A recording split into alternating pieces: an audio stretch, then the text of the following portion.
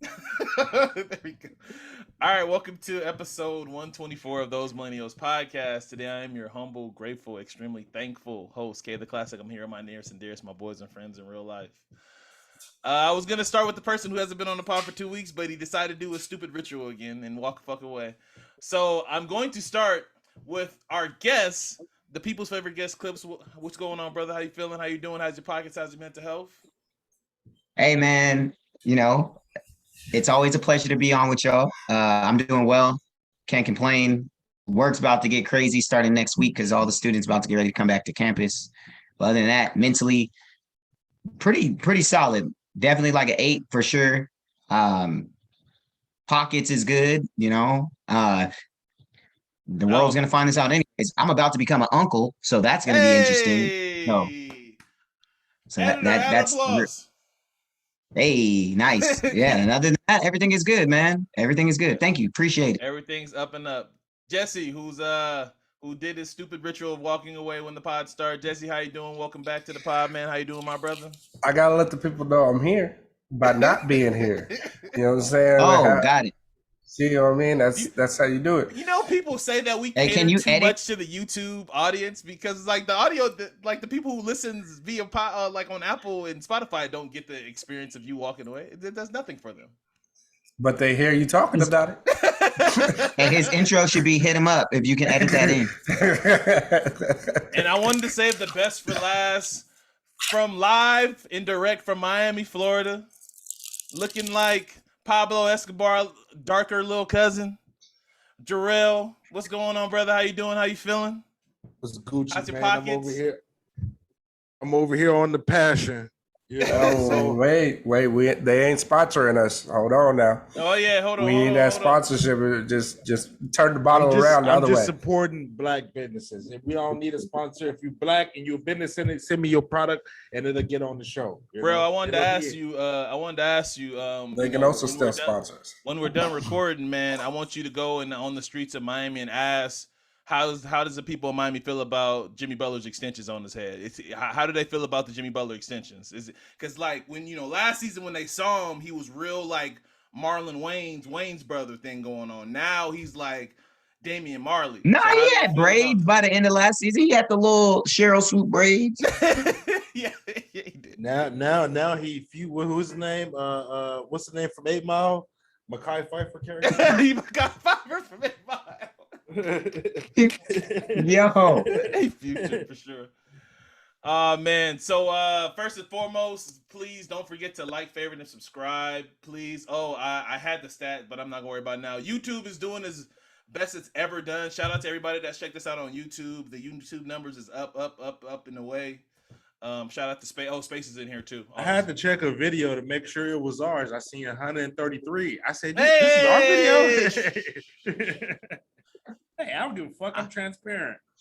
I mean, we trying to be humble, but if you want to bring up numbers in the last 28 days, we have over like 300 views. But humble brag. 300, shit. Humble. here we go. I guess I should watch and make it like 301. humble. I see it when I skip over my shit. It's okay to watch your own stuff. Yo. Absolutely. Don't let nobody stop you from doing That's that. the only way. That's the only way you're gonna get better.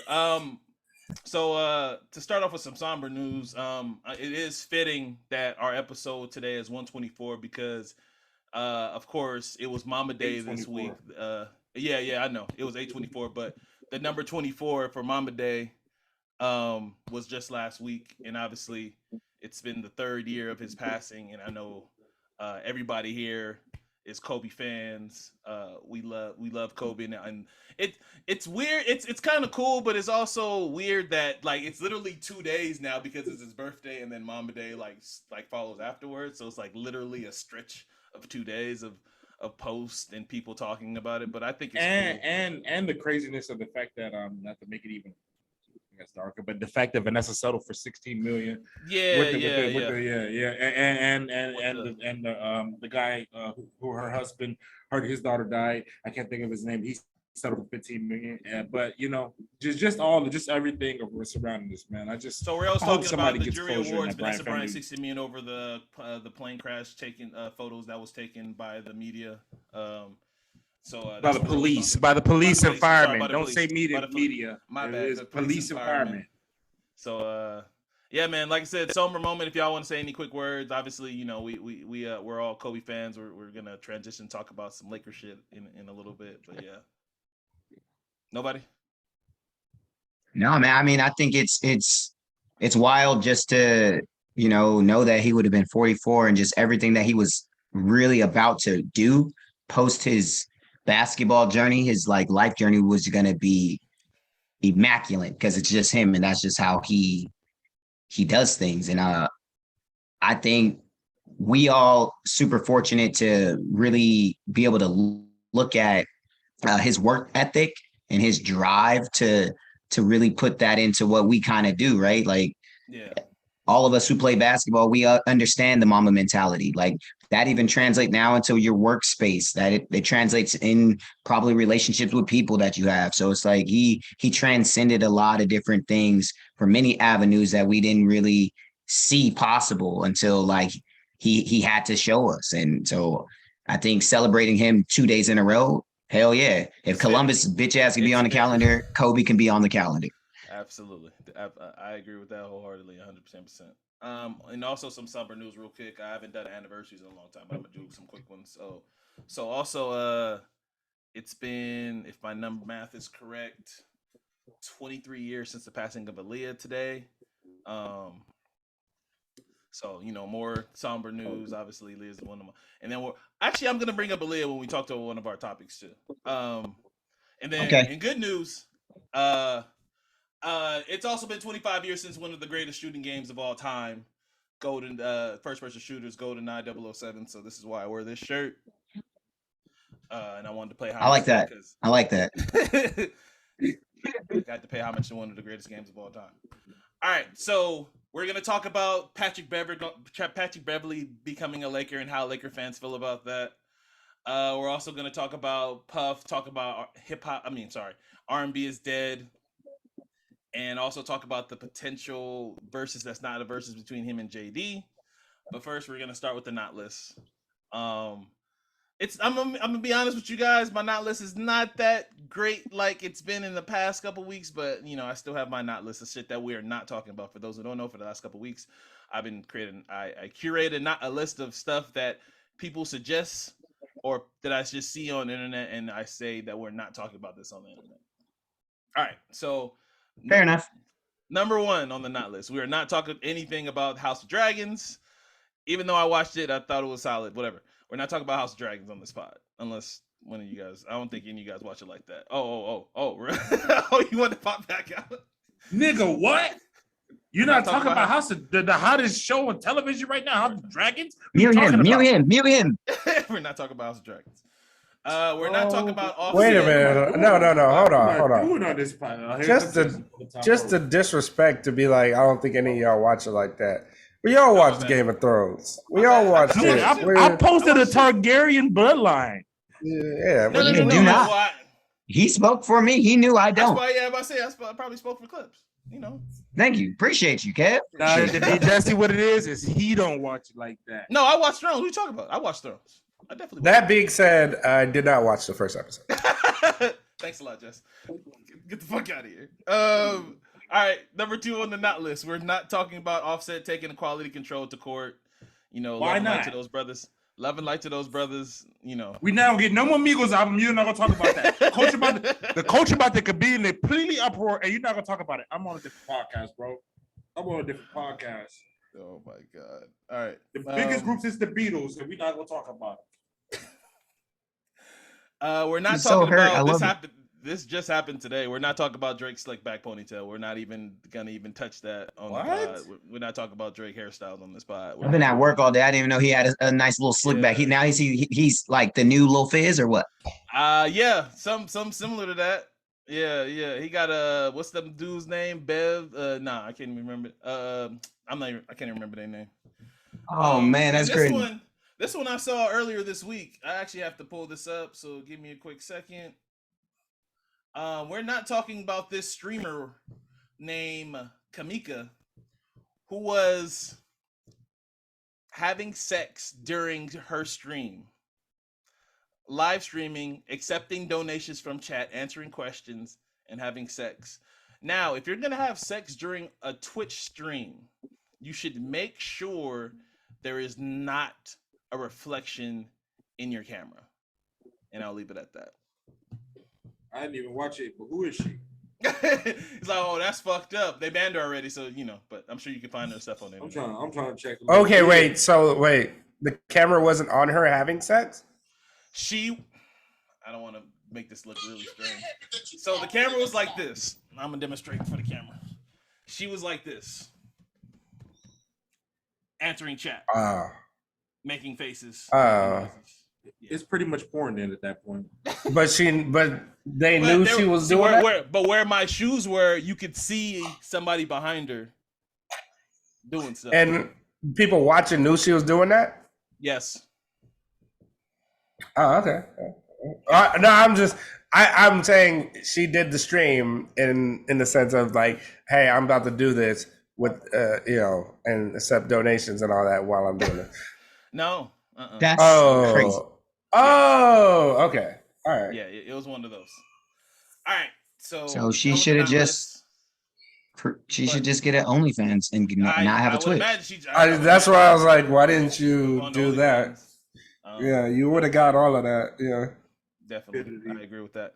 All right. So, man, I don't know if you guys want to start with the Lakers news or the Kevin Durant news. KD. Okay. I'm going to read again now then. All right. So early this week, Steve Nash, Joe Tsai, Sean Marks met up with Kevin Durant, Rich Kleiman in Los Angeles on Monday, decided to move forward with their partnership with the Nets.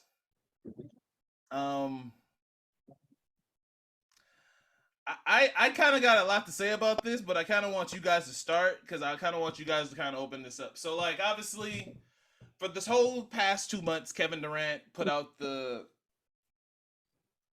request to be traded. He didn't mention anything about it on Twitter, even though he was active on Twitter. And obviously, every team made calls to the Nets, and the entire time, Kevin Durant was quiet. He didn't drop a podcast explaining himself, which I will definitely admit this. I think after this news, I definitely expect the podcast to happen this week or next week. No, I'm sorry. Well, this week is basically over. In the next 2 weeks, Kevin Durant will drop a podcast talking about it 110%. But talking about his moves, then on Twitter, he's clapping back at people on Twitter who were saying Kevin Durant needs to explain himself. He suggested that he didn't need to explain himself, but he didn't even not confirm that he asked for a trade request. Then the Celtics got involved, and then there was a rumor that he might retire if he don't get traded, but then he shut that one down for some. He was like, I'm not retiring. Like, whoever y'all hearing that from, I'm not retiring. So the whole news cycle has been about Kevin Durant, and now he literally has to take his medicine and go back to the Nets. Clips, I'm gonna start with you. What'd you feel about this whole 2 months of Kevin Durant requesting a trade? And how do you feel about a superstar being told no for the first time? You know what's crazy is I was going to reference you saying that you're marking this date down in history that this would be the first time a superstar would ever be told no. Thank you. The first month, like, I understood why he would want to have a trade. Just if you look at what happened with that team over time, just how Harden's exit was, not having accessibility to Kyrie because of his vaccination status, mentally what that's trying to do to him because he wants to win. And I think, injuries, everything that kind of plagued that team from really taking the East like everyone projected and then him falling short. I think really ultimately when you get to the really root of it, Kevin is blame placing a lot rather than just going out and annihilating everyone. Like the team is not a bad team. I don't think that Steve Nash knew what he was getting himself into with having two diva superstars. but I don't think that he fell short of trying to coach them. It's the mindset. Like, I think Kev is used to like a Scotty Brooks who kind of coaches him and lets him get away with stuff. Then when he went over to Kerr was like, hey, I know when I need you to do this, but I'm still coaching you. You can't get away with it. Nash hasn't been assertive with him yet. But did you just say Steve Nash? He what? Here we go.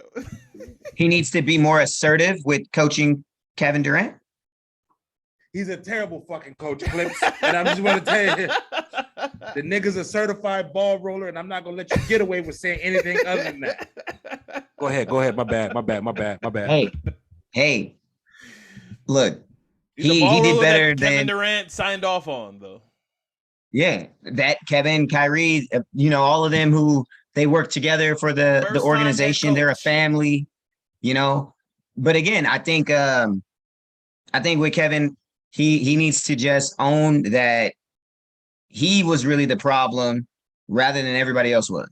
And not to say that he was problematic for his on play, but everything that he did off the court is still problematic. Just like Kyrie's situation was problematic. How James Harden left was problematic. Like they had a lot of problems within their locker room that they didn't really care to address. They just like, oh, we don't want to talk about that. And then the media deflection, like all of that stuff, I don't think was necessary for their goal to be achieved. But again, that's where I'm gonna leave it. That's kind of how I felt. I think KD really should go into this season knowing that he was told no, and with him being told no, he needs to respond by letting his game do more talking, and he has to work with these people. Go ahead, was Real. Kevin Durant's complaints justified about the team? Real, you're muted. For the longest, I've been killing Kevin Durant for everything he did, but I'm not going to anymore. I'm not going to anymore because there's a lot of things that he allowed to happen, which was they clearly run things by him. But I don't think this whole James Harden situation, him asking out, that wasn't his fault. That wasn't Kyrie's fault. He was clearly blindsided by that because that's literally during the All-Star draft. He didn't want to pick James Harden. He was clearly blindsided by that. And then you pick him with somebody who doesn't even. Are we sure Ben Simmons like basketball? Like if I'm Kevin Durant and there's only one of me who can only move culture like LeBron does, if Giannis got moved or Jokic or Luka, there's not many players that you can put on any team in the NBA and become a championship contender. If I'm Kevin Durant, why Ben Simmons? I don't want to play with him. And if the point is everybody you get me people I want to play with, I don't want to play with Ben Simmons. I'm not saying he's right in this move. The move is it's eerily similar to when Kobe asked for the trade, and we said, and I personally said, you can add Kevin the vouch for this. When Kobe asked for a trade, I said trade his ass. Trade his ass. Yeah, I remember. Because it's about the Lakers. It's about the name on the front, not the name on the back. Why would I want Kevin Durant back in my uniform? Why would I want him back? Like, yeah, he's special, but I'd rather have Jaylen Brown, who's gonna want to take pride in being a net and maybe actually give you moments down the line.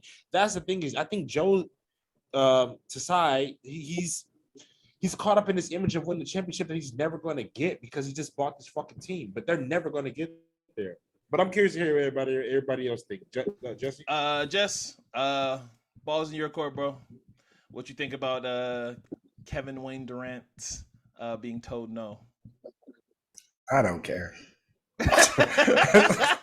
That's not a take, Jesse, and you can't go with it. All right. Well, first and foremost, I kind of feel like, was he really told no, or was he told we don't have a good enough offer right now? So no, he was told no. Do you believe that? Because I don't. Y'all really think they had a good enough? Like they didn't have. It's like, wait, what was the offer? Tell me the offer that was they were ready to take. I heard from somebody that the Boston Jaylen Brown deal was legit. No, that was legit. That was legit. The way Jalen. But I'm talking about an offer that they. Jesse, that's a legit offer. What are you talking about? You say that as a legit offer for you. I'm talking about for that team. They wanted picks. They wanted all these things. They wanted a lot. I'm trying to tell you right now. They're saying. Can I play one thing? If you're GM, if you're Sean Marks right now, and I call you and I say, hey, you don't want Kevin Durant, I can give you Jaylen Brown, X, Y, and you pick it, and any other player other than Smart and Tatum. You're not taking that deal? Once again, look, no, you're not. You're not. The reason why is what is he consistently showing you? When in doubt, he will leave. You're not. Why are you you're going to get rid of your the players that make your team good, the longevity of your team? I don't think so, because you're talking about trading away like 3 guys for him in a first round pick. I don't know. I don't think that's a smart idea to do. So, that's just me. So I think this is what happened. So we're gonna take it all back. So I've been saying for the longest, I think Kevin Durant is going to be traded, and I honestly think he's still going to get traded. I just think I do too. That's my thing. Is just I just don't think he can get traded right. I think right now that's what I'm trying to say. What I'm legit. When I'm okay, I'll elaborate before you go, Kev. All right, I'll elaborate. He put out that he wants to be traded, pretty much killing any leverage the team had. The team sat with him and basically told him, "We don't have leverage. We don't have anything. So what we need to do right now is take a step back. You come into the season with us. It doesn't help that you have 4 years left on your contract. It doesn't help that you basically are saying, I want out at all costs." So every team is not coming with the top-notch offer. They're not coming with a deal like if they're sitting there saying Gobert is the standard, right? All these picks and everything. First and foremost, every team is like, we're not going to do that dumb shit. And we're not going to do that stupid shit. And it's like one of those things. He has 4 years. How do we know he won't ask for another trade by the end of the season? Let me ask one question. What I'm trying to say is if there's no Gobert trade, do you think the trade happens? See, that's what I was gonna get at. That's what I was gonna get at. That's where. Yes, I do think so. I honestly feel like that the Gobert deal poisoned the well for the Kevin. Poisoned the well, like that one, and then even Drew Holiday's like the Drew Holiday deal because poisoned it. Like it was like literally all I was reading and all I was listening to were people saying that if Rudy Gobert, who we all admit is a good player, one of the best big men in the game, defensive minded, but is a flawed big man. If he's worth 5 picks, what is Kevin Durant worth, right? If he's worth my only rebuttal to that is, what is the value of a pick in the NBA? It ain't like the NFL. No, it does not mean draft space. Yeah, like out of those 5 picks that they get, one may hit. One. Real, no, I'm with you. Real, you know how I feel about I feel about picks. You know how I hate that they sit there and brag about a guy getting picks. But I'm just like telling you. We think you keep telling me like you giving me an offer. Like teams are sitting there like, what has been the biggest talk of all this shit makes the agents look great. Like that's why Woj and Shams fucking like. You know how long it takes them to fucking. I think I talked about this on the pod. We get the little snippets of their little posts talking about what they do, and I post them all the time on Instagram from Twitter.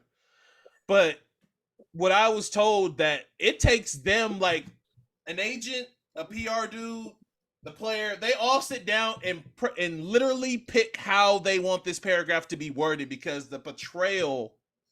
There's a certain way they want it to be portrayed. They want it to make all sides look good.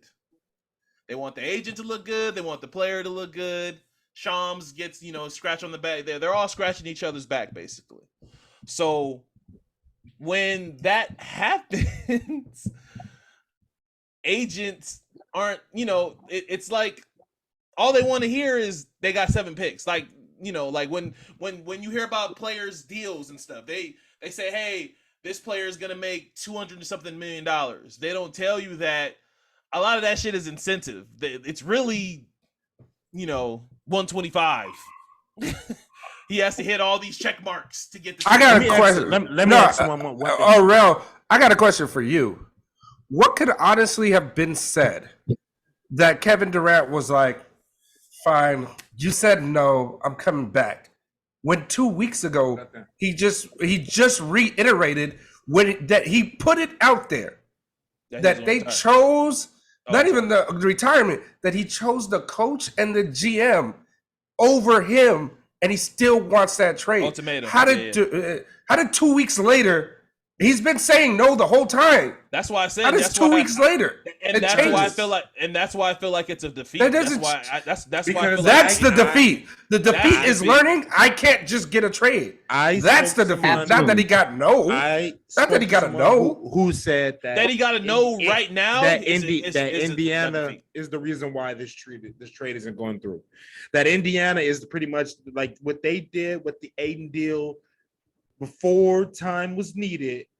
When you still had Miles Turner on the roster, they just gave a poison pill to fuck this whole offseason, from what I was told. Like, this somebody who just painted the picture to me. He's like, hey, I'm not gonna say what he's like, but I will say that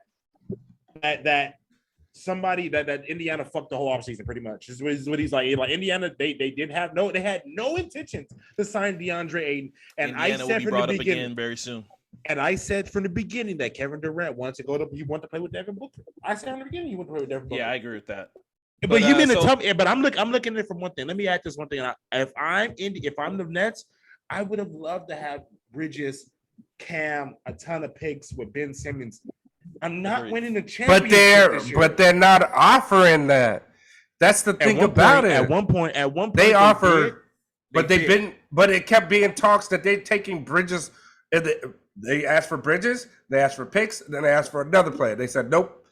You're telling me you're getting Kevin Durant, and you're sitting there saying no to something where it's like 34-year-old Kevin Durant, and you're sitting there saying no. Would you rather have just players that just want to be in the Brooklyn Nets uniform?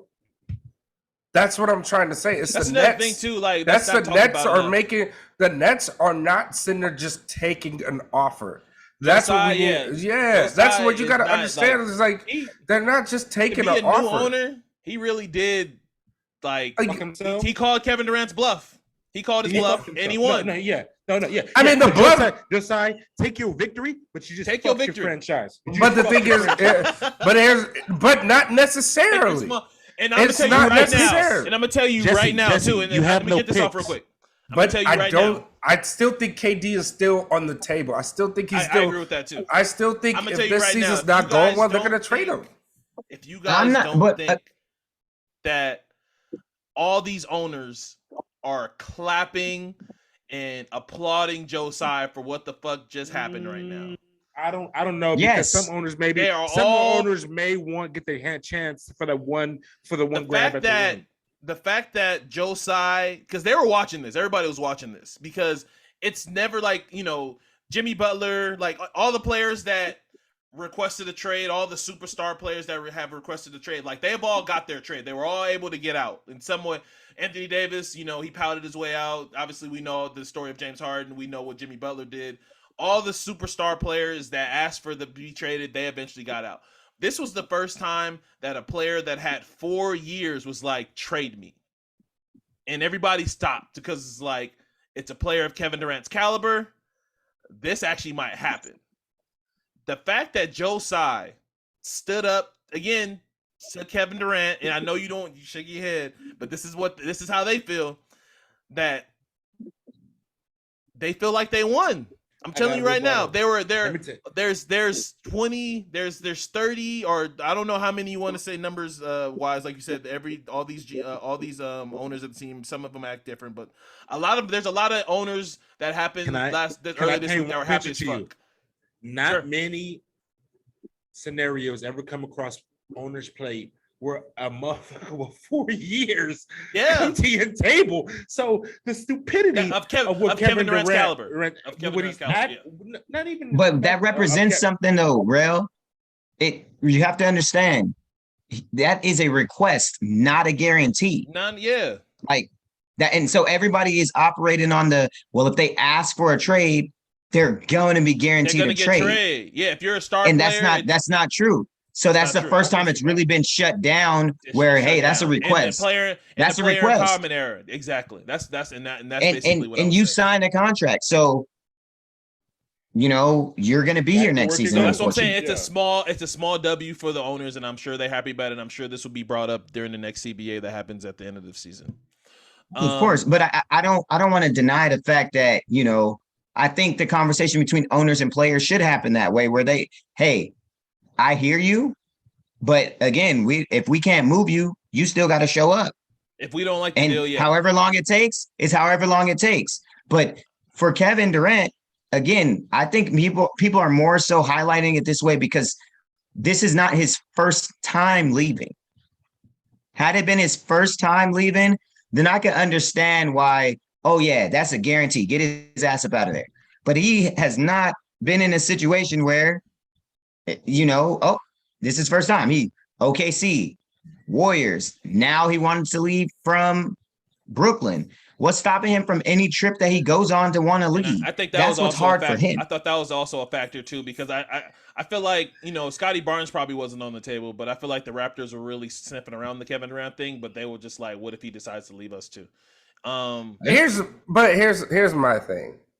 I think we are putting a lot into like, which is it's equally KD's fault as much as like, you know, if KD had 1 year left, the Nets are trading KD. They're trading. It's a wrap. That was If he has 2 years left.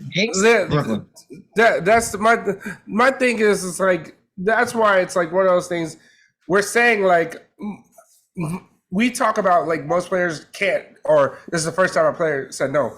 This is the first time where the no was easier.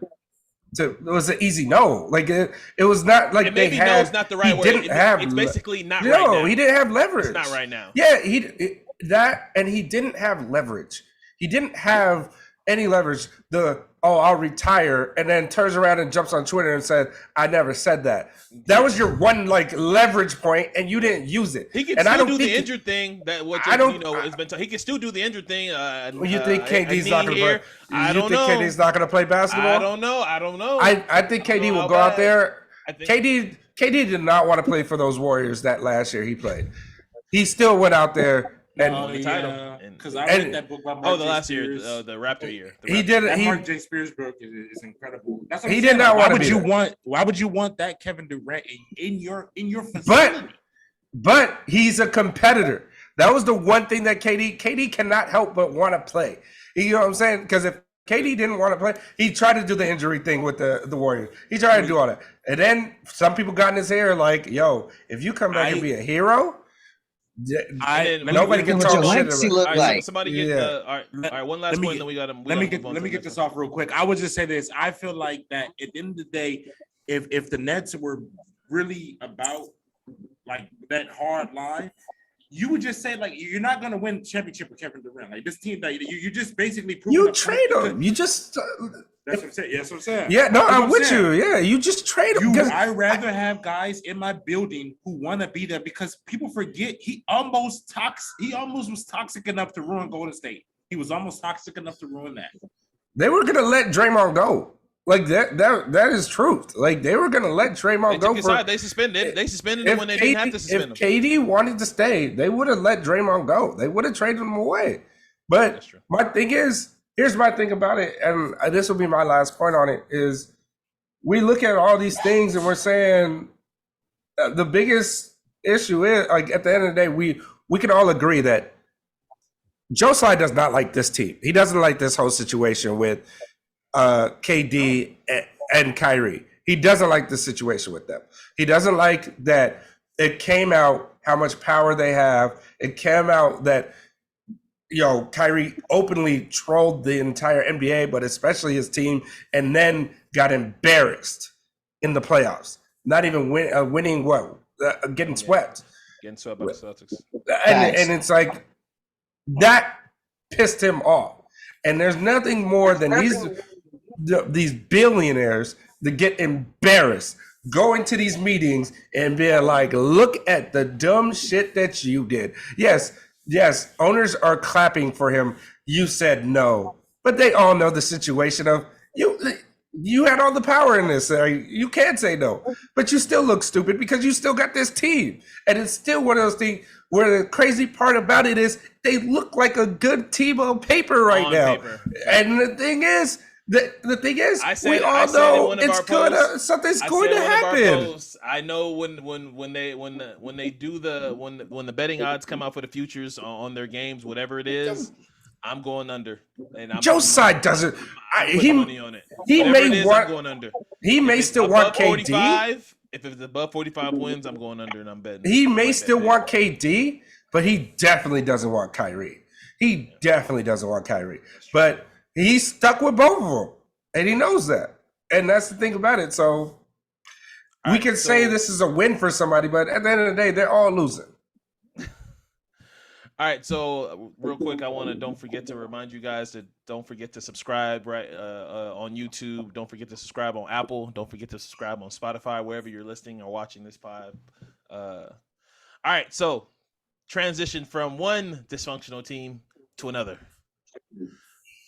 The Los Angeles Purple and Gold Lakers have just acquired literally a heel for the longest time of a lot of fan bases, to be honest with you. Not a lot of fan bases like this player, which is normally a good or bad thing, but I think Rel, you're muted again. Which is normally we don't know if we want to play basketball now. We want to fight you at the court.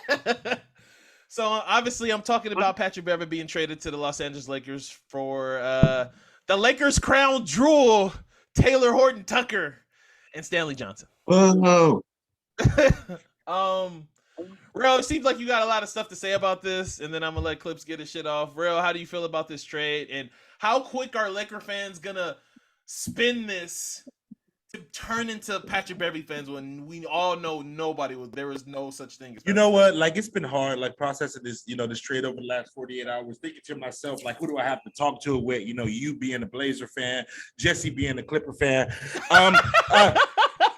I just been processing how. I told you I've been a lifelong Laker fan for 5 years, bro. No, you haven't. Me and your daddy, me and your pops, been Laker fans. Been Laker fans our lives. You just came along when the championship started running.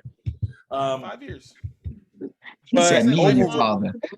Me and your father. Well, first off, let me just one thing.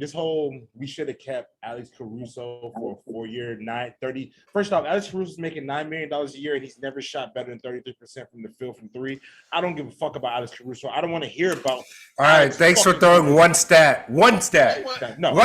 Thank you. I love those arguments. I love that argument. That was so Skip Bayless of Jarrell right now. I love those arguments. Throw out the one stat that backs his argument up. First off, Alex Caruso's in the contract for another 3 more years at $9 million a year, and I'm not paying him that. Ultimately, we had Taylor Horton Tucker coming off. We're not gonna do this, man. You keep doing this thing. Alex Caruso didn't even get an offer that was like respectable for the Lakers. You're not even addressing that. You're just his offer was what? He played for us. That was your offer. You play for the Beatles. This is the Beatles. This is the Beatles of basketball. Second off, so overall, I'm happy with the trade overall. Trade Horton Tucker. He came here. He got with Clutch, and then I found out he's not really part of Clutch. I found out he's like on some other wing of Clutch, so he's not even really family. It's just like he's in the far left wing. Yeah, what does that even really fucking mean? Jesse, explain that to me. What does that even mean? So he's not even really family. I'm okay with him being traded away now that he's traded away. That's all that's made. That's all it means. The one that hurt that I will say this, and I'm gonna take some time for this one, is Stan, man. Why are you happy? What do you mean? Can I finish? He was actually playing well. He was actually playing well. That surprised me. The light is on me. I might have to leave right now. All right, you're gonna stick up for Stanley Johnson. So let me finish. Stan, that's who I want to give my flowers to today. Is Stan. We appreciate what you did for La La Land. We appreciate you did when the shit was down last year. We hope that you have a great career in Utah. But Stanley Johnson, Thank you for what you did for the Lakers. He'll be a Laker. I'm gonna be real. 30 games into the season. I'm gonna be real. Trade Horton Tucker. Give that ring back to LeBron before you leave. I honestly felt like I don't know why the Lakers couldn't make Taylor Horton Tucker and Wenyen Gabriel work, but you want to give up Wenyen Gabriel? He was Yes. much better than for you. No, we're not giving up Wenyen. We're not giving up Wenyen Gabriel. You're speaking about Wenyen Gabriel like he's gonna play. No, he should play next year. Rel loves playing these young guys Rel's that love LeBron wants fucking part of. Rel love Kenyon Marshall. Remember the year Kendall Marshall was a Laker? Rel was a big Kendall Marshall fan. All right, man.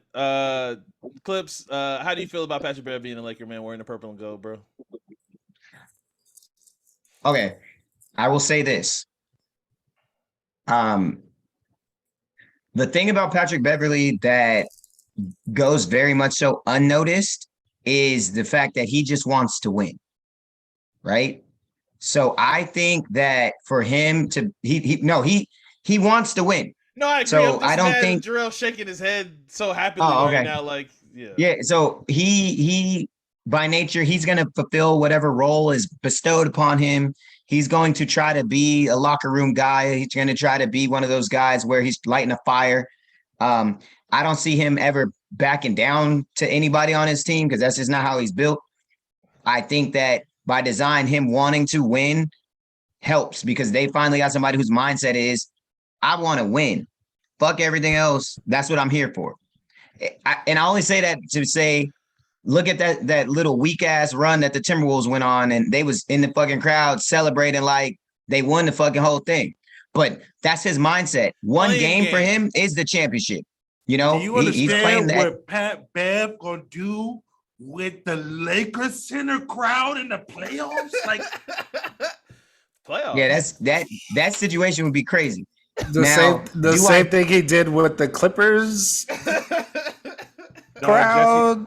I don't know. Yeah, that would have been is it gonna be a nice push to Chris Paul again? But one thing I will say is, what are the Lakers thinking about for the psyche of their team? They know now you just brought a guy in who already doesn't. Russ is getting traded 110 million%. It's over. Oh, yeah. That if that wasn't evident, then yes. But how are they going to make that happen? Bruja right now, like a couple hours ago, that like it's Oh yeah, they got to do that immediately. The Indiana deal was basically done. I already know. Buddy Hield and Miles Turner's on their way over. It's happening. Yeah. So again, if something doesn't happen and the coaches are on this fuck the player shit, then maybe the Russ trade doesn't happen. They want to see what happens to the demise of the Lakers and see how oil and water don't mix over there. I love my boy Russ. That's my guy. But I don't think he should play alongside Pat Bev because we're gonna see like them for years. Oh yeah, but we're gonna see them teams where you could tell they playing together, but they don't like each other. And then when something happens, like the biggest thing about the game is, these two players got into it. I need teamwork to make the dream work, and I don't think they're gonna put that. They're not pushing that shit aside. Ain't no way. Not to cut you off, Clips. This is almost 50. That's the end of my point. This is almost 50 versus but shit. It is crazy. Yes. That's what I was gonna say. Is like it is crazy that these two dudes, the intensity, the fire, the fucking tenacity, the will to win that they both have, and you would think it's buddies. Like, yo, they are gonna be unstoppable. But them niggas will not get the fuck along because Pat Bev will see Russ miss a layup and get on his fucking head. He will get that's the problem. Like Pat Bev has no but I will say this: Pat Bev be tricking y'all, man. No, but Pat Bev is a team player. He is a guy that is like for sure. He is a team player. So LeBron said, "I can't." LeBron did his whole tweet of, I can't wait to see y'all see him show. His kiss of death. Show him. It's literally the kiss of Can't death. wait to show y'all he go ball out and all this stuff. Obviously, LeBron's still that. trying to look like LeBron loves doing this thing where he likes to still look like the good guy. Where he look like he's still supporting us. Yeah, he's still the good guy. He's really not supporting us. But the thing is like, but Pat Bev, even though I'm pretty sure he knew with the understanding if he gets traded to the Lakers, Russ is out. But Pat Bev was like, yeah, like, are we gonna make sure? So I think if Russell were to stay with the Lakers, I do think Pat Bev would get in line and try to like probably more encourage Russ, probably pump him up, probably be like, "You are that nigga," because he does do that. But no, they gotta fight first, and then the winner that's what I was gonna say. Relationship. They gotta do it in spring. In training camp. They got to get it out. They got to fight. You got to put those two on each other to guard each other. I am almost willing to bet. No, I'm saying bring the boxing gloves. I am almost willing to bet that these two men, Russell will be gone by training camp. Oh, well, no, we know this. I'm just saying if it were to happen. I actually don't think it would be as bad as we think it is. Now, if they're losing, fuck yeah, it'd be that bad. But if they're like, they're gonna be a lot of it was his fault. Yeah, exactly. The media tricking you. You know how Pat Bev is. The media tricking you. Yeah, if they win it, then Pat Bev does bring that energy. That being said, I'm no Pat Beverley fan. I'm not a guy that's gonna try to sit here. You said all that just to say you're no Pat Bev fan. I look as a human being. As a human being, as a person that always looks at both sides, I can always say a person's positives and the negatives. And at the end of the day, I'm not really a fan of the person. I don't really like the person. I because of their negatives, because of what I see them do, I don't lean towards it. It ain't gonna change now that he's a Laker. I know what he will bring to the team and what it'll be helpful. And so I respect that, and I am gonna support that. But it doesn't mean I'm gonna like the dude. Okay, so I can agree. All right. Yeah, exactly. No.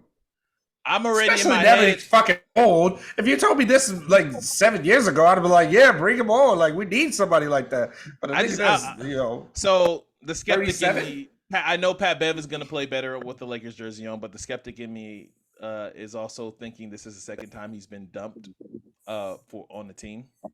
So you got to keep that in mind. I don't think he's washed. I do think he's gonna be able to play. Pat Bev, he's a defensive player though. Yeah, he'll be fine. Machine, like we want to talk about hacks. He is a hacking machine. He plays defense. But let me get this off real quick because Rail's already doing the stupid shake his head thing. I'm already operating in my brain that Buddy Hield and Miles Turner are Lakers. This is how I'm operating already in my head.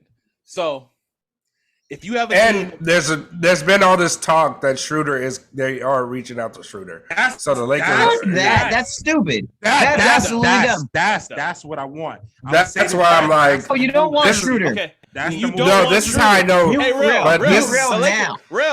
The Lakers have a new point guard on their team. Have you heard of Kendrick Nunn before? Never heard of him.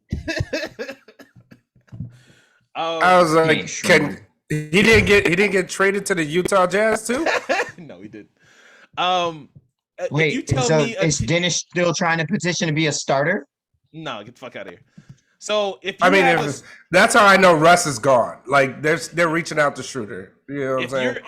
If the Lakers have a starting five lineup of Patrick Beverley, Austin Reeves, Buddy Hield, LeBron James, and Anthony Davis, I think you got something. Damn, Pat's coming to be a starter? I don't see why not. I don't like it. He's coming here to win. He's not coming here to worry about. And honestly, if you want to play big, I don't think this will properly work because this will be literally not enough shooting, in my opinion. If you can also do Pat,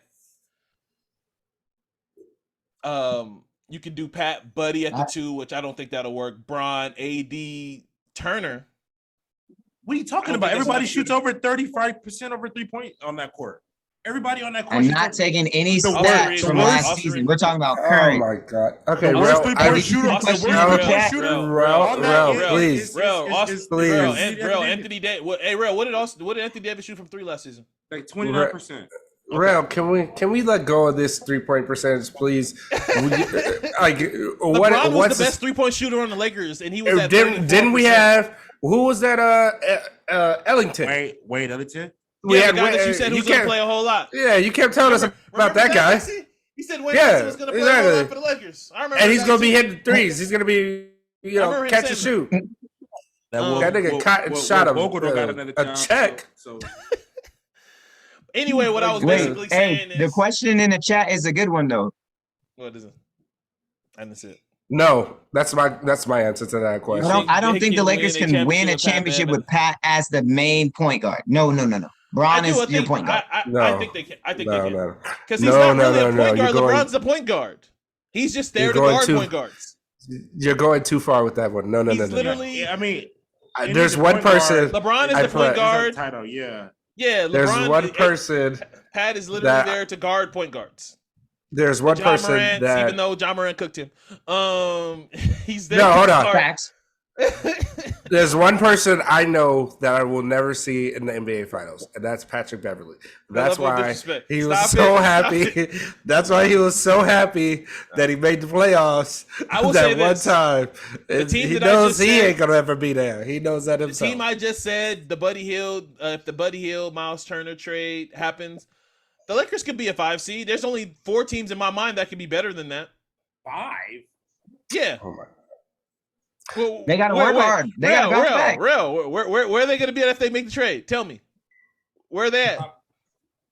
After the Buddy trade, once the Buddy trades go down, I'm thinking top 4. So they're better than Phoenix. Well, what's the difference between 4 and 5? I like No. the Wait. Whoa. Let me name It's the teams. Phoenix gonna self-sabotage. Wait, look real quick. Yes, Let me name the teams. Yes. They're better than Phoenix? Yes. They're not Yes. better than Phoenix. Are they better than the Warriors? We haven't even mentioned the bench. No. We don't even know if the Lakers have a real. They're not better than bench. the Warriors, right? Are they better than the Grizzlies? Yes. Oh God. I'm not talking to this dude anymore. They're better than the Nuggets. Who's the Nuggets too? I will Are they say better yes. than if they're better than they're better than the Nuggets? Yeah. I think they're better than the Alright, Nuggets alright, for sure. The team that wait, hold on, Kev. Are we talking about with Murray Jamal and Murray's coming back, and MPJ. Damn, he been gone for like 3 years. They're, I don't not know. better than the Nuggets. The Nuggets. I are okay. No, Go look I at the also odds. Go look at the I odds. will I'm no. not Hold making on, this hold shit up. on, hold on, hold on. I will say by the end of the season, the Nuggets will be better. But at the beginning of the season, I put the Lakers with the edge because the Nuggets, those players they need time to weave in and get back to NBA ball. I think there's 4 clear standouts that's better than the Lakers, and everything else you can question. By the end of the season, I would say Nuggets will be better. Yeah. The Warriors are better. in my And opinion. are you The saying Suns, off like total team, like Team, bench the entire players, team. everything? the entire team? They're gonna have they've been together longer. They're gonna have And a the better- Nuggets They're gonna have a better record. I just I don't think the trust. I Warriors just are gonna have don't a better trust the record. Suns. The Suns are gonna have a better record. I think the Nuggets are gonna have a better record, and I also think I'm missing the team. I think the Grizzlies are gonna have a better. Any other team, you Okay. can kind of talk to me. I think the Lakers are on the same level as the Pelicans. We Pelicans are going to be so good. The Pelicans Pelicans are are going to going be to be nice. so good. They're gonna be nice. I think they're gonna be they're on the nice. same. I think they're on the same. If I'm the telling Lakers, you, if the have Lakers trade, they're on the Vogel same team. not thrown the game last year versus the Pelicans in New Orleans with Bron, we wouldn't even be talking about the fucking Birds right now. And We wouldn't and even be talking about the Pelicans. Space brought up the Mavs. I think the Mavs are going down. I think the Mavs are going to plummet because I think I mean, as long as they're they going to expense. They're hoping on a big year from Spencer Dinwiddie, and I just don't think he's going to play that well. as long as they got Luka, they got a fighter's chance. No, they're going to be good. They're going to be in there. If we're just talking about Christian standings, Woods. yeah. They do got Christian Woods. If we're just talking about standings, yeah, they may be 6 That or is 7. sneaky. But Christian Wood's a double machine. no, I'm saying just talking about that playoff run. Who's that's gonna what I'm emerge in that saying. playoff? That's what I'm saying. Like that's what I'm Because saying. I don't- When the Mavs, if the Mavs in the playoffs, I give them in a the fighting playoffs, chance. Nobody, if they're a 7, With that boy Luka, yeah, exactly. You don't want to see them Mavs with that boy, and it's going to be in shape. Luka coming into the season, yeah, because he's not him playing into shape. So it may be different. All right, so we're moving hold on to music. Sports, NBA went on kind of long, but we're gonna go on to the two topics about Sean Diddy, Puff Daddy Combs. We're gonna start with him. Oh, you forgot Love. Oh, Love. You know his new name, Love. Name of his new record label, Love. Diddy claims that R&B is dead. Before you guys go, I'm gonna just go and quickly say that I'm basically with him. I agree. I think R&B is dead. Jesse, do you agree? Do you agree with Diddy? I have a question. I have a genuine question, because I do think there's a lot of good R&B artists out right now. Sure. What do we say is dead? Are we saying it as like one of the more popular forms of genres of music? Are we saying as a whole it doesn't touch people? It doesn't have the effect that it once had? That one right there. It doesn't have the same effect as what had. Go ahead, Clips. I know you want to say something. Oh no, I was gonna say that Diddy did answer that, and he did say that he's talking about how R&B doesn't make people feel a certain way, and he's also saying that people like singing is not happening anymore. That part, like, and that if you go listen to a Brandy record, Brandy still delivers. She does their vocal stacking. She's still hitting all them harmonies. She really like getting you those riffs. Like people don't do that anymore. No, okay. That's what he's saying. Now, even the awesome artists don't do that anymore. No, we talked about none of them hit that long note no more. That oh yeah, for sure. We noticed. Here's my thing. There's not even bridges anymore. No bridges, no more, none of that. Here's what I would say. As it once was, yes, that as the form it once was, yeah, it is dead. There's no arguments. You can't argue against that because it's totally changed. Now, that being said, are there R&B artists I do like and I think that are great? Yeah. I love, anybody that knows me knows I love Ari Lennox. It sucks. I do believe a lot of them want to be that rapper / singer here's what I would say. For those that are saying it's dead, how did you contribute to its death? Like Diddy, you kind of contributed to its death. Like you're kind of part of the reason why it's dead. You did the thing because when he invented the remix. Well, I know. Not just that. No. This is way after that. Like you contracts. Gave us if you want to go deep. I don't even like. You stopped looking for talent. You were looking for who would be somebody you can create into a star, who can be like a. You remember that white group you put together? What was the name of that band? He gave us Day 26. He gave us Dream. No, not Dream. No, he's talking about Dream. Dream. He gave us all these. He stopped looking. Danity Kane. Why I know that off the top of my head? Yeah, you stopped giving us to unlock. Yeah. I'm sorry. Name a great R&B group Diddy didn't help. He loves me. He loves me. I'm not. I'm Melvin and the Blue Notes. I'm saying Diddy started looking for stars instead of talent. You know what I'm saying? Like he started looking for what would be the star appeal. All right. Everybody's gonna say I'm being disrespectful. I don't give a fuck. We'll talk about it as simple as this. This is not a Diddy artist, but a person that became a megastar and is minimally not great at anything, is okay at everything. J-Lo. J-Lo's okay at everything. Get the fuck out of here. She's not even okay in R&B. Does she sing R&B? Okay, no. All right. Y'all. I'm using her as an example. Okay. I'm just making sure. Let me get to my point. No, I'm not talking about her singing or anything. I said she's not great at everything. I said she's okay at everything, is what I'm trying to say. And that goes for what I'm trying to say is she's mid at everything is what you mean. I'm trying to say it in the nicest way possible. Look, all right.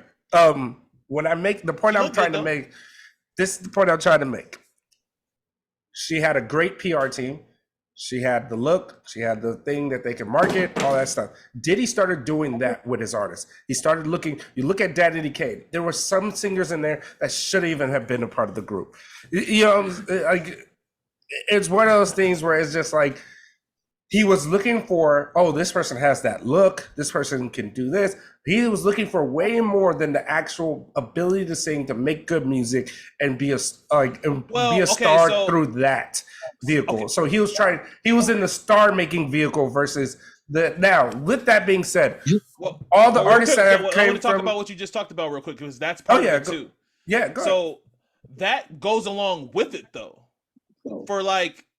So obviously when we were younger, and obviously God rest her soul, Aaliyah was the total package. She could sing, she had the songs, she had the look, and it was natural. Whatever, and she had the look, she had the persona. People wanted to know about Aaliyah. Yeah, what I would say is I agree with all those things, but all these artists, when we keep you're bringing up all these artists that it's like they have, it all starts with the singing first, though. It all starts with singing. These people were background singers. These people were coming up with people. These people learned how to create versus now, you know, I mean, it's the music to make a great song has changed. A lot of, you know, Neo has said this on Drink Champs in the little clip I saw where, you know, even today, artists are making music to be appeal TikTok to appeal to TikTok and make a TikTok song versus the rest of the whole song. Do these things. Now, that being said, I'm going all over the place. I know I am. I'm going all over the place. But to me, I'm just like, all those things contribute. Plus, the artists are not, you know, they're not that great. They're not as talented. They don't go through all those things. Yeah. Some of these artists are using auto-tune. I'm gonna start saying, I'm gonna just name some names. I know y'all want to talk, but like, so Lucky Day, right? I think Lucky Day is an awesome artist. But is he interesting enough to where people care about his persona and what he does away from the music, right? Is he interesting enough like that? I think he's a great artist. And I'm going against my argument right now because I agree that I said R&B is dead. But that new Tank album that came out last week is fucking awesome. I love that album. The Neo album that just dropped 2 weeks prior, I've been playing that nonstop along with the fucking and Space is talking about the Brent Fires one. I still haven't listened to that one. Bro, what are you doing? Givion's album was really hard as well too. You have to find it, right? Like you have to go out and act, and when it was brought to you and when we were coming up, I also think content plays a big role in there. I think what you're seeing. Here's the funny thing. Here's the thing that happened. Drake started rapping his feelings, and then all these rappers and was then like, R&B has evolved too. Like there's different genres. Yes, but wait. Genres. Go ahead. But wait. So what I'm gonna say is how you're talking about it is the same way that we talk about like hip hop and rap, right? Where we talk about there's all of the subgenres that exist. I think right now R&B is going through a huge subgenre that we're trying to identify what that looks and feels like for R&B, right? Because we're so used to the essence of it being so neo soul-y, right? Where that's what you're trying to hear. And then you talk about the oldies, the old jams of the Luther Vandrosses, right? And how they did things. Now all of these new kids, again, it's now coming from like the R&B but hip hop branch of how people are trying to deliver. But what I will say is you've always had to seek out what real good R&B is, what real good hip hop is. And yes, content for sure plays a huge factor. The engine behind you plays a huge factor. But I digress, because when you're talking about R&B, like, that's why, I mean, you don't go back and listen to, I don't know, like, you're not going back and listening to some of these new people's album religiously the same way you would go back and listen to Confessions, right? Confessions still is top tier and spoken about today. When that's all you had to listen to. That's all you had to listen to. One album, sure. not when you have all. Yeah. Go ahead, cuz so I'm sorry. I think we're really talking about R&B is dead because there's no replay value. That's true. That's what I think. You know what? This is the reason. This is my. And I'm gonna say this like overall because I've been feeling like I grew up on R&B. I grew up reverse. R&B was first for me, then hip hop came second, and then I learned about how everything was pretty much recycled through both genres. So R&B for me is the fact that you can't play it on the radio. Like you had Neo, who made So Sick, telling us he knew his rent was gonna be later about a week ago with Pitbull. So we didn't need that shit. Like, yeah, the crossover tracks work, but nowadays everybody wants a radio hit. And it's the thing though, when Diddy is somebody who always is claiming for the hits, you can't do that with R&B because nowadays, how many times? What's the slowest song you heard that you can remember that was an R&B song that you could say, oh shit, that song is on the radio? Everything I've heard was from The Weeknd. Like The Weeknd is what they consider R&B, which I would normally say something to that, but I just listened to that I just listened to that Tank. Yeah, I just listened to that Tank, and there's a lot of slow joints on that one, and it's really good. Yeah, I mean, overall, like I said, I just think that the fact that when you're in the car, people want to dance, and nowadays, being that dancing is through TikTok, dancing is through crazes and phases, you're never gonna get the true R&B anymore. Like you can't just get a cat singing with a microphone for 30. Like nobody wants that. Like even in the grand scheme of a concert, like you don't even want just R&B. I get hell. The closest thing I can even get to somebody doing that now is Giveon. It's Giveon. Giveon to get there or sit up there with a mic, and he sit up there with a mic and for about an hour and 45. With a glass of wine, hour and 45 minutes, and blow your whole mind. Yeah, so it just, I don't know. I just think that nowadays, the R&B artists nowadays, they want you to pop, they want you down with your hands on your knees. So, well, okay. Could we say that we're specifically talking about the male singers in R&B? Because I feel like the ladies really still hold it down. Well, I would say this. I think there's a separation for sure. I think it goes without saying. I think it goes without saying that the women are kicking ass as far as I think they're R&B. Yeah. That's what I was like. Don't insult women. We just had a SZA album. We just had Solange. Solange is sitting at the table. Emergence. We've had Ari Lennox. You can name women. That's why it's so hard for me to say that it's dead because I'm like Summer Walker. Like it's hard for me to say it's dead, but the traditional style, I wouldn't even say that's traditional, but the style we grew up listening to, even the Seven that is gone. I know a lot of people didn't listen to, but I thought her album was phenomenal too. But I will say that original style, like what we grew up listening to, now that it's gone, it has evolved to what it is today. And I just think, yeah, it's gonna come down to like a lot of male artists want to be rappers. They want to be the singing rappy type. I can rap my lyrics and then sing the hook. I can do that. Like so, they're not really, especially everything we said is all contributions to it all.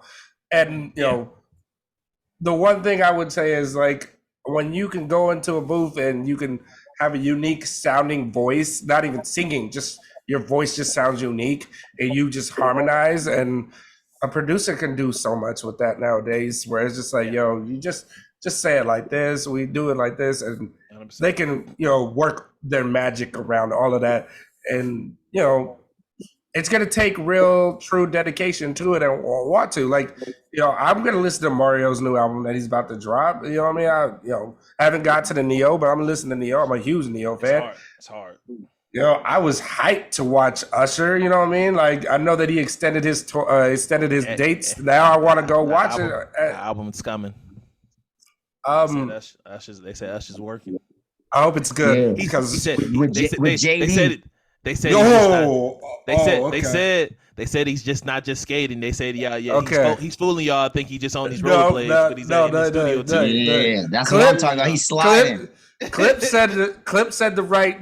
Clips opened the door with JD. And this is a perfect transition because we're gonna talk about JD on this topic right now. So, real quick, we're gonna get out of here. So real quick, we're gonna get out of here. I gotta go. That's it for me though. All right, Real. Thank you for coming on, bro. All right, y'all. So y'all be good. Fun in Wynwood. Have fun out there. Be safe. Time in Miami. Happy birthday, man. Hey, Rel, peace up. A-Town down. All right, so last topic, we're getting out of here. We're not gonna do millennial thoughts this time around. We're gonna just talk about the hit battle between Puff and JD that's kind of sort of been confirmed. They've been kind of going back and forth. I know people were saying that it was going to happen in Atlanta, which would give JD the home court advantage. No, Diddy said he said he wanted it to happen in Atlanta. Yeah. But then I saw a bid 2 days ago, basically saying nothing's confirmed. But it is what it is. Thank you. If this does happen, I didn't. That's funny. I didn't read what he said. But anyway, it's fine. Yeah, it's fine. Don't even worry about it. Hilarious. So yeah, man. So let me state my case real quick. So just like everybody else, obviously Puffs is the GOAT. Like I feel like there's tiers in the producer realm, and Puff is here. I'm trying to do it so the camera can see me. Puff is here. Dre is here, and then it trickles down to everybody else, in my opinion, right? Like it trickles down to everybody else. Like everybody else. That's hard. That's a very hard statement, but yeah, let's keep going. Puff and Dre on top of the pyramid. They're top of the pyramid, right? You want to Pharrell can't even be like up there with them niggas. Pharrell. I'm with you. He's that's up there, crazy. I think just because of the time difference, I think Puff is the top of the pyramid. I think Puff no, I don't think so. I don't think so. I think Puff is great as a producer, as an AR, as A&R, not AR, but A&R, as an executive producer. I think he's great. He's amazing. I do not think he's the top of the pyramid. Okay, we disagree because there's a lot of things he does not do. But he puts his hand in a lot of things. So that's what I would say. But go ahead. All right. So so you would agree with this that Puff and Jermaine Dupri are technically in different tiers. Would you agree with that? No. This is crazy. So that was tough for me. Space agrees with me. That's tough for me. Do you agree with me, Clips? You don't think they're in that the one's same tough. Tier? I think they're in different tiers. I think that one is tough because I don't think they equally have produced a lot of the same type of work. Thank you. I don't put them a tier above, man. I don't know, man. Like they are. Yeah, they are different. But so Space I just don't said think two different types. Okay, Kev. Yes. When you talk that, like somebody like me who's very into the producer actually is the person who's playing the instruments and doing the composition. Right. I'm a level JD up. Thank you. But if you're just talking about the structure and arrangement of songs, yeah, then Diddy's gonna get that. Diddy got that. Yes. Diddy knows how to make a hit go. So then it's like you talk about if you want to say somebody is equal to Diddy in that stature of arranging and putting shit together like that, I mean, Kanye's right there. Dre. But then Kanye does the other shit where he could be next to someone like Dre because he plays everything. I don't know. That one's tough. But I will think if you're talking about the pinnacle of 90s music, you can't lead off like JD and Puff is like neck and neck. Yeah. Yeah. So I'm surprised by both of you guys' takes on this because I thought this was gonna go a whole other way. But Bro, like you gotta understand. I should know that you guys aren't sheeple. Like I'm expecting for people to think like how sheeple think, and I'm sorry to call people sheeple, but that's how the internet took it. Like literally, the internet took it like that. Yeah, because it's, while I'm saying while I feel about this way about Puff, and I say he's the top of the pinnacle. After going through JD's discog, it's a lot closer than people thought. Like it's a lot closer than people. It's way closer. This will be my only rebuttal for if they do a hit for hit situation, and it's in Atlanta, and I will put money on this. JD's first song is going to be "Welcome to Atlanta," 110 million%, as it should be. I don't know if he's going to do the remix or the original, but I prefer him to do the remix.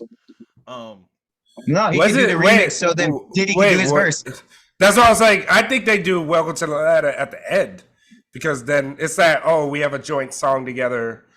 So it's like but even though "Welcome to Atlanta" would make way more sense. Yeah, make more sense. Maybe do the original, and then at the end they'll do the remix. Okay, so my only again, JD obviously he's not gonna listen to this, and he's not gonna listen to I will say this. Diddy's hits, like his number ones, are way bigger than Jermaine Dupri's number ones. I'll give you that. Yes. I was gonna get to that as well too. But it's like you can't just say because of that. I want Jermaine, better than. I hope this crosses to get to Jermaine Dupri somehow. In this hit for hit battle, I don't know how many songs you guys is gonna do. You guys got your catalogs are just the biggest that's ever gonna happen in these kind of situations for a hit for hit. Before you go though, Diddy kind of gets to cheat though. We admit that. Like Diddy kind of gets to cheat. That's why I said and I think that's why a lot of people say that it's like when Diddy was first brought up to this, he was like, your arms aren't long enough to reach God, right? Because he said, if I breathe on the track, I made it. And it's kind of like, that means he can pull a song from any fucking where.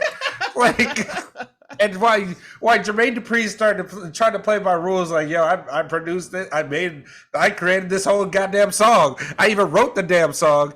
Diddy's like, yo, I stepped in and told him use this sample and rolled out. But now you talking about niggas writing songs. JD's songwriting is fucking crazy. JD's songwriting is crazy. Yeah. But go ahead, Kev. I'm sorry. So back to what I was saying. I'm gonna give my little 2 cents of advice for JD for him to have a puncher's chance. You guys, I think we're all in agreement here that JD has more than a puncher's chance for a hit for hit battle. I think JD actually. It always depends on the songs you decide to play. I'm going off what the internet said. If you guys were in these comments, they were acting like Jermaine Dupri was Hit Boy out here. No disrespect to Hit Boy, but the longevity wasn't there. That's what they was acting like. That's what they was acting like, though. They're very disrespectful to Jermaine Dupri, and it's being sad. mad disrespectful to Jermaine Dupri. So my only rebuttal for him is, do not, for any circumstance, play any crisscross songs. Cannot do that in this fucking battle. Your catalog is way too deep for that. I don't care how far you want to go back to the beginning of your discog. Do not play in. If we hear jump, you lose, nigga. You lose. Yeah. No, all right. I can agree with that. If we hear warm it up, Chris, I'm about and to. And only one Chris is alive, yeah. You lose, nigga. You lose. Also, nobody wants to hear Bounce With Me. You can play Bow Wow, Let Me Hold You, maybe towards the end. Like if y'all doing 30, maybe 28, you can play that song. But don't play that anywhere near. That's your shit though, Kev. That's your song. You're going against Diddy. Diddy's gonna be playing All About the Fucking Benjamins. Which is like I don't know. Wait, hold on. Diddy might what are we talking about here? But Diddy might get a little too into his. He like listen to his own songs, and he might play that. Whenever Diddy plays All About the Benjamins, Jermaine Dupri should just walk off the stage. Is Jadakiss gonna clear that? he might. Whenever like Diddy, he has automatic points. Like More Money, More Problems is like another like top 30 hip hop song of all time. Like what Hit is song. Jermaine gonna play? Hit song, yes. Hit song. Like, Yeah. like there's nothing you gonna when More Money, More Problems come on. What are you gonna do? Nothing. Anything Biggie as well. Well, shit. You right. It's hard. At least with that one, And just then with the stature. Yeah, obviously- anything But big gonna hit a lot. See, but here's the problem. And Poseidon, he alluded to this. There are two different producers. Diddy has such a wide ranging of sound. Anything he plays Biggie, it's gangsta. It gets you moving in a certain way.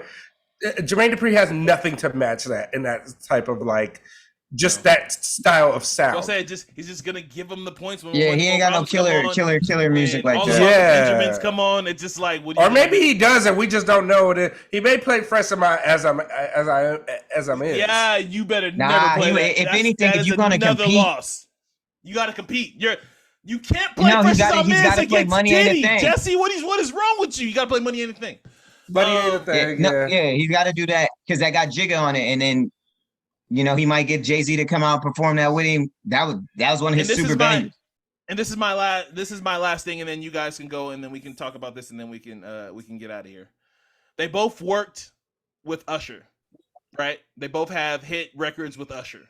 But it's different, Jermaine. Jermaine got arguably one of the greatest albums of all time with him. Jermaine got that on lock. Jermaine got that on lock. There is a song, I Need a Girl, out there that is one of Diddy's biggest songs. No, if Diddy plays I Need a Girl, it's not gonna. No. He's gonna play I Need a Girl. What are you talking about? Why wouldn't he?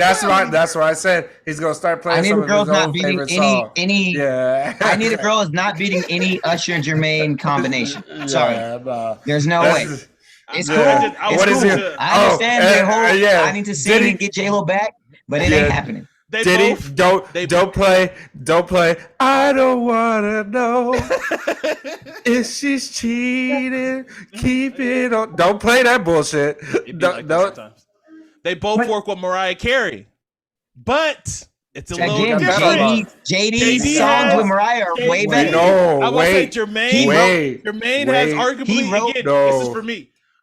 Wait, Diddy does have always be my. Diddy has a banger. It's like my favorite song of all time. I think Diddy has a banger. Diddy has a banger with Mariah. He has Honey. He has a few bangers. He has a few bangers. Yeah. He has a few bangers with Mariah. Always Be My Baby is like the perfect. Like if you would describe a perfect song, is that Diddy's song? It's always it's Jermaine Dupri's song. Oh well, of course. That's like JD, but JD also wrote the whole Emancipation of Me. Like he produced that whole that's shit. That's what I'm saying. And that's he got that fire. He got that fire. So I'm gonna give Diddy Honey. I'm gonna give him Honey. I'm gonna give him Honey. Honey remix as well. Honey remix. Right. Fantasy. Who gets Fantasy? I don't know who's on Fantasy. I don't know who wrote Fantasy for. I don't know if either of them done Fantasy. Well, if the remix got the Brat on it, then I'm gonna give it to JD. All right, but y'all can talk, man. That was the stuff that was my little advice for Jermaine Dupri. I think he has more than a puncher's chance. The internet was wilding. I was saving this for the pod because I wanted to let people know, like, it's closer than you think. It is. It's a legit. And Puff was trying to big bro Diddy when they brought it up at first when he was asking for Dre, and Dre was like, I'm not with it. And then obviously he moved on to Jermaine, but I think this is a bigger and more even matchup than people will give credit to.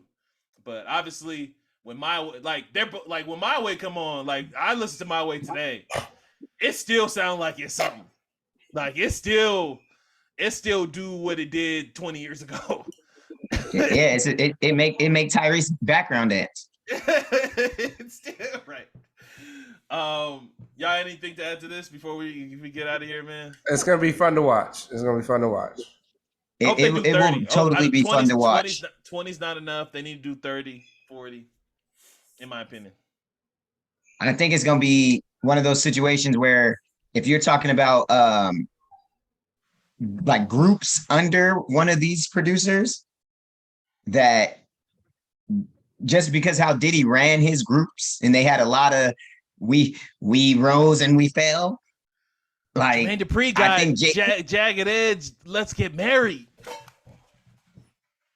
Wait, but Diddy got Peaches and Cream though, or is that Diddy? It was 112 still signed by them. Jermaine Dupri. Wait, Kev. Sorry. Well, Kev, 112 did start fucking with Atlanta people after Bad Boy shit. Yeah. Ooh, that's a good question. Peaches and Cream, is that Diddy? Kev? I don't remember. I think that is Diddy though. Yeah, that's Diddy. Okay. Jermaine Dupri got "Let's Get Married." Timeless. I mean, like, that only count. That only count for one song though.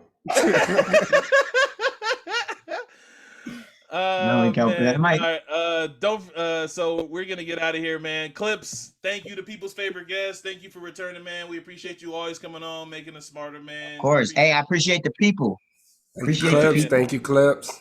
Thank you, Clips. Thank you, Pharrell, for doing the whole pod from Miami. We appreciate you, brother. Hope you enjoy your birthday. Happy birthday. Happy birthday, bro. Happy birthday, real. Birthday's on Saturday. On Saturday, everybody show him love. Jesse, thank you for coming back with your bad boy T, then basically saying that Jermaine Dupri is basically on the same level as Diddy, which is kind of wild to me. But you're disrespectful to Jermaine Dupri though. This is my pyramid. Hey, it's Diddy right there. It's a scheme. Your pyramid is a scheme. Right next to him is Dre. Right next to him is Dre. You can't. I'm even like, man. There's so many others though, but all right. That's crazy. Wait, no. You're really being disrespectful to Babyface. So no, like again, these are all legends. See, I shouldn't admit. So me saying a pyramid is kind of messed up, but I just it's like a pyramid. But it's really like it's there's really big box. Where Quincy go? Where Quincy go? Don't yeah, exactly. Where did Quincy go in this pyramid? Space, I'm backtracking. I shouldn't have said it a pyramid, but in my head, exactly. It felt we are the world. We are the children. Yeah. Don't forget to like, favorite, and subscribe. Thank you, and I mean this sincerely. Everybody that's been watching us on YouTube, everybody that's been engaging with our Instagram, we love you. We appreciate you guys. The YouTube is literally at all-time high, and it's actually humbling and a blessing to see how it's been growing as far as the YouTube numbers have gone. We're growing so much on there. But yeah, we need everybody's help to subscribe to the pod. And if you're a podcast listener, please subscribe as well on those, because I know there's people that listen that aren't subscribed. But we appreciate you anyway. But yeah, we're those millennials and clips. What about Teddy Riley? Just look at you. Stop right now, sir.